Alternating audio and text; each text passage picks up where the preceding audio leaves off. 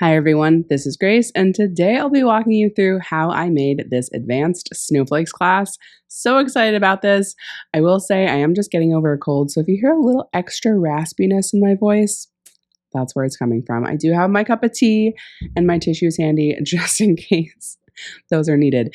Having to record voiceovers is not something, or being sick is not something I often think about being a problem per se. I mean, take care of yourself, okay. But then when I'm like, wait, I need to sit down and record a voiceover, I'm like, oh yeah, I'm so glad that I batch recorded a bunch of stuff for, other platforms a few weeks ago. But now, anyway, I digress. So this is from my Snowflakes Advanced Beginner / Intermediate class. It is 6 designs all in the Snowflake. I do have a beginner class as well, which I just want to say is awesome. I've been really in this rhythm. I was going to say another word, but I couldn't remember it. Anyway, I've been loving doing 2 different skill level classes for the same set of cutters. I just think it's a great use of resources, but also especially if someone's a more beginner, they can start out with the more beginner option. And then when they, want to flex their muscles, they can purchase the more advanced class, or what I recommend is you just purchase the 2 of them at the same time, because on my website, you can always save more by bundling. So if you purchase at least 2 classes, you get to save more. Anyway, so that's my pitch on the class options. This one here is really bringing intermediate with some of this stuff, I will say. And that's why I only did 6 designs, because I didn't want to overwhelm people too much. This one here is, I think, tied for first of my favorite cookies from this set. I've often felt pretty intimidated by doing a lot of puff, because, craters are a thing. Craters are the bane of many cookiers' existence, including me sometimes. And I will say, I have a few things I do to prevent craters, but I don't always find that it's foolproof. So this one here, it's all about preventing the craters. Now, I'm using a technique here that is newer in the cookie world, and it's my personal favorite at this point to prevent craters, and that is the hole poking, which you haven't seen it yet. But what I love about this technique is that you can do it on any level of dried surface. There's another technique that you need to do the second layer when the first layer has just barely crusted enough. And that can be kind of stressful, because if you're juggling decorating a lot of other cookies and you have to be like, okay, I have to make sure I decorate these snowflakes after 30 minutes. I have to be in a place where I can do the second layer after 30 minutes. It's just going to be a little stressful sometimes. So this one, I actually find this technique works even better the drier the base layer is. You can flood Tuesday and then do this second layer on Wednesday, which is unheard of in royal icing, at least until maybe 6 months ago. So that's why I love this technique. I do find, generally speaking, that when you're flooding these tiny areas, it might seem counterintuitive, but these tiny areas somehow I find get less craters anyway. The only time I'll get a crater in such a small area is if there is an air bubble in my icing. And if you ever wake up and you find you have a hole in your icing, it's because there was an air bubble in the flood icing. And as it was drying, the air bubble popped, and that's what created a hole in the icing. That used to happen to me a lot more often in the beginning of my cookie decorating journey, but thankfully not so much anymore. So now you see me poking the holes. These are pretty small areas, so I am using my thinner scribe here. This is the PME thin scribe. Or they don't call it the thin scribe, but there's a thin one and there's a thicker one. You don't want the thicker one, you want the thinner one. So other keys here to preventing craters. So fewer air bubbles. That happens in if you're over mixing your icing to begin with, and then there are ways to pop it, or you can get air bubbles out when you bag your icing. I do the helicopter method, and then once, excuse me, you pipe the icing. You can also pop bubbles as you see them, but ideally it starts with just not over mixing your icing, not over whipping it. I never go above a medium speed on my mixer. Other things, use the thickest consistency you can. In this case, we're not, because this is a class and I didn't want to make extra consistency. So this is still a thin flood, but y'all, you're going to see at the end of this how beautiful my puff is.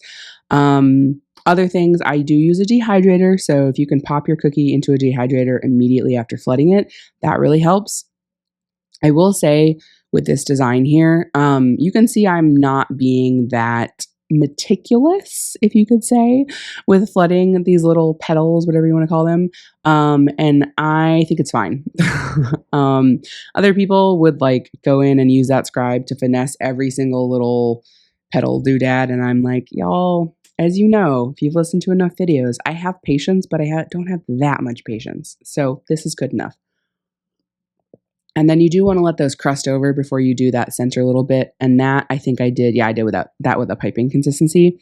It's also important that your piping line is pretty thin. That you're going to have a lot of you're going to have a hard time getting that level of like delicacy in the shape sizes if your piping is too big.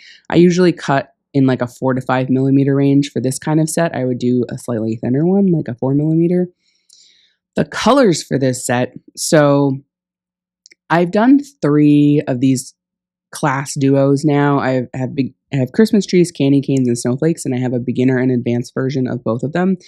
And the advanced versions have 3 colors, and the beginner versions have 2 colors. And I'm obsessed with that approach because the Christmas trees and the snowflakes have a gradation of the same color. The candy canes is green and red and white. This one is 2 different gradations of blue and then white. I thought about adding a teal, which would be beautiful, but I wanted to keep it with the same scope of concept of the other 2. I mean, I guess I just said that the candy canes is not a gradation, but whatever. The beginner versions, I'm really obsessed with the fact that they are both, they both use 2 colors, a white plus the main color of that shape. So this here, let's talk about the colors in this set, the 2 blues and the white. The white I do color with white gel food coloring just to make the white pop more. If you are using, regular vanilla extract with your royal icing, you are going to have to color that somehow because the vanilla extract is going to give a tint to your icing. This wet on wet here, I know I said I was going to talk about colors, but let's talk about the wet on wet. Excuse me for a moment. I lost my brain. Oh, the wet on wet here. So I came up with this wet on wet design as like a relatively complex design. The more complex the design, the harder it is to execute, because with wet on wet, you're racing against time. And yeah, so the more complex it is, the longer it takes to do. And therefore, the harder wet on, because good Lord. Yeah, wet on wet. We know this. Okay. The thinner your icing, though, the longer you'll have to work with it. So just keep that in mind. That's why I call for a thin flood with this set. And sidebar, I always try to decorate the darkest colors first when doing a set. So in this case, I would want to do this blue one. I think there are 2 dark blue ones, 2 light blue ones, and 2 white ones. The darker the color, the faster it's going to separate. The thinner the icing, the faster it's going to separate. So here we're working with a thin flood in that dark blue. So let's actually talk about the colors now. Okay, so to make that gorgeous dark blue, again, I was making this for a class, so I was trying to make this as approachable as possible. Instead of purchasing like a specialized color, specialized navy, which the Sugar Art does have a beautiful navy. Or no, they call it blueberry. Although with my lemon icing, I don't think it comes out to the true color because of the acidity of the lemon, but sidebar. Okay, to make this blue, I used royal blue and then I added a tiny bit of black to it to make the dark blue. To make this dark blue, I would start this like 2 days before you want to decorate because it's a very saturated color. You need a lot of it.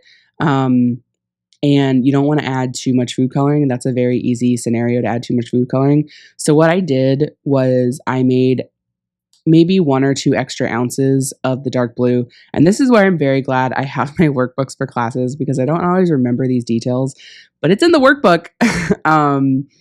I took the dark blue, I let that fully saturate until the night before, not fully saturate, but saturate as much as it was going to until the night before decorating.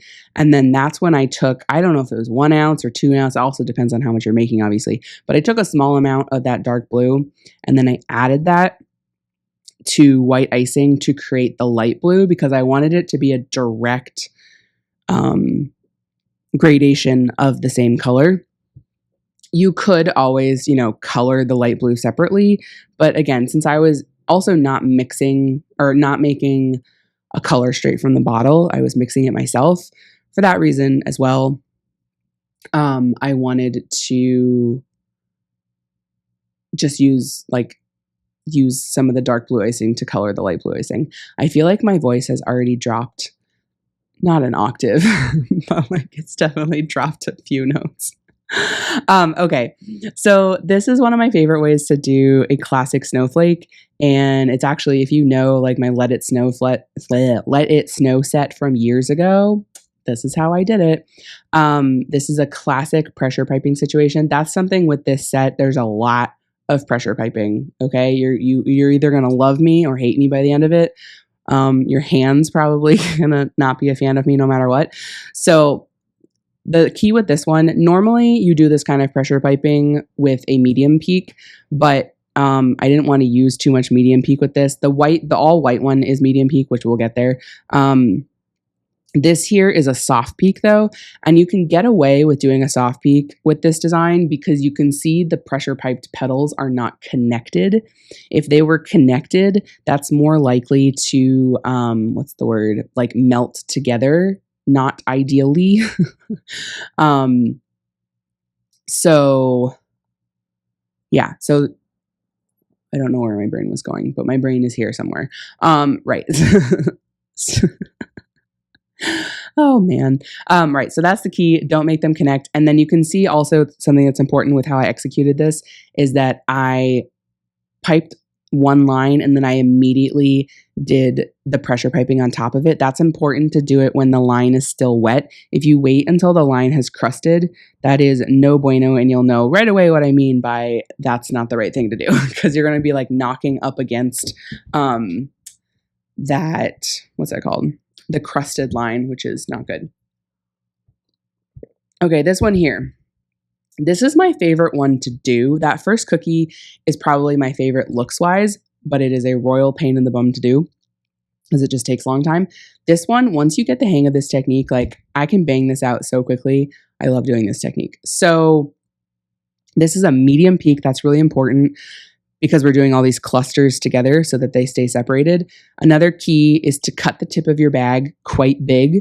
You want to very easily be able to pipe a dot the size of the tip of that cookie cutter. And then, so to do this pressure piping, you're basically piping a dot and then you pull away from the dot. And as you pull away from the dot, you pull towards the cookie and you release pressure. So you create this teardrop effect and then you just nestle them together. Here I'm using edible glitter, my favorite, the Sugar Art Diamond Dust in White Diamond, which, sidebar, they have a million different colors of their edible glitter, and honestly, I own some of them, but 99% of the time I use white. Doesn't matter what the color is, I use white. If I'm doing something actually gold themed and I'm using yellow, I will use the gold, but you just need the white. And really the key here is to cut that tip of that bag quite big. I cut mine a couple of times. It's probably even bigger than a flood tip. I mean, look at how puffy and luscious that is. That's obviously a technique too that's more common with buttercream. But I like to pull out that kind of stuff with royal icing too sometimes. Now, this particular cookie cutter, I just want to say, I actually designed this with, in conjunction with Amanda at Brighton Cutters. It's a play off of a classic cutter. I'm sure if you're in the cookie world, you probably know which one this is modeled after. but she made some changes to the angles of the corner especially, but then also the tip. She changed, I don't know, she's the cookie cutter master. I'm not, I just use it.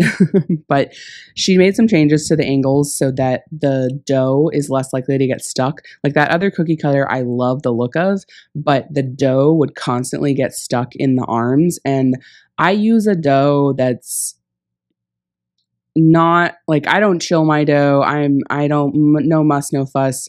If you chill your dough, you don't have as many problems, but like I don't, and I can't be bothered with dough that gets stuck in cookie cutters. So when I decided to do this set, I was like, perfect.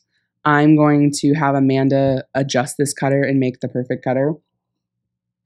And I just spilled tea all over my shirt. Today is a good day. At least it's not scalding hot tea. It's just warm. Anyway, so you don't have to use this cookie cutter though. You can use any snowflake you want. I just really like the softness of this shape. I think it has just enough like rounded edges, but there's another common cookie cutter version that's like basically a circle with like little nubby arms. And I wanted a little more armage than that. Also, I don't know if these are called arms. I'm just calling them arms. So I lost my train of thought on snowflake arms. Anyway, this is my favorite one. Use whatever you have. Even if you only have a cutter that has like, 5 arms, technically snowflakes are supposed to have 6, but I think there's some out there that have 5. Anyway, this one I called the fancy design. I don't know. I'm just combining here piping techniques. We've got some like line piping. We've got some dots. This one is bringing back that pressure piping again. Just a simple little like kind of fleur-de-lis-esque addition on the end here. With my sets, I always try to balance the colors as much as possible. And I didn't feel like there was a set that had, or a set. Is this the only one? No, there are 2 cookies in this set, including this one, that include all 3 colors. I like to make sure that there is an even number-ish of cookies flooded with each color. And then, anyway, I think it's probably partly because I don't use a lot of colors, so I want there to be good visual balance. Yeah, I don't know where that tangent went. All of this is a soft peak, by the way. Except, no, is that? Yeah, even that white there is the soft peak. They're just little doodads, so you can kind of get away with the soft peak again.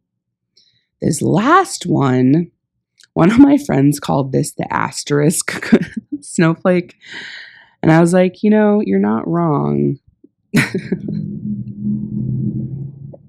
You'll see in a minute what I mean by that. What can I say about this one? Oh, I will say, okay, the one downside to this particular shape is that it is pretty hard to outline because you can see the points are not points, they're rounded. So to get a rounded edge when you're outlining, you can see when I was outlining that, you don't touch down. You don't touch down at every peak. Every point, you have to guide the icing with your piping bag, which is definitely a more advanced version of this. And again, like that's another thing that makes this a more advanced class. When I teach the class, though, I do say like, if this is driving you crazy, just make a point. Just make a point at the end. For the beginner version of this, first of all, we don't flood all the way to the edge, and since we're doing a 1 consistency outline and flood, this set is a 2 consistency outline and flood. Again, see that beautiful edible glitter. By the way, you could put this edible glitter on this entire set. I just needed to like hold myself back and not do it on the entire set. What was I talking about? Cookie cutters. Oh, so for the flooding for the beginner set, since it's a 1 consistency outline and flood, that one we actually do points, but since it's a flood consistency, it does like round out, so it doesn't look like a sharp point at the end of the day. Anyway, that's a level of detail you probably didn't need to know. Okay, now do you see why my friend calls this asterisk cookie? This is actually inspired by an ornament that I did in my epic ornament set a couple years ago. Pardon me. The inspiration actually came from the original cookie is covered in sanding sugar. And it was a beautiful mint green covered in white sanding sugar. And then I did these little white asterisks on top to make it look like snowflakes.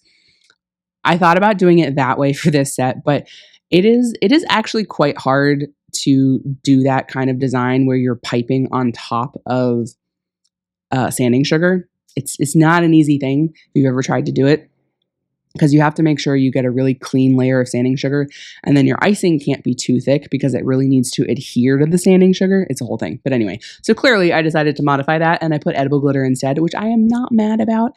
Thus, in the slightest, I think it is gorgeous, beautiful, love it. So yeah, that is my set of snowflakes. I wanted to give like winter wonderland vibes, pretty classic, pretty like plush. Now I have the hiccups. Plush, luscious. I think that's all I have to say. Okay. Thank you so much for sitting with me. I hope you enjoyed this, learned a thing or two as always. Maybe you also drank a cup of tea. Maybe you fell asleep. Either way, I love you all. Thank you so much for listening, and I'll see you next time.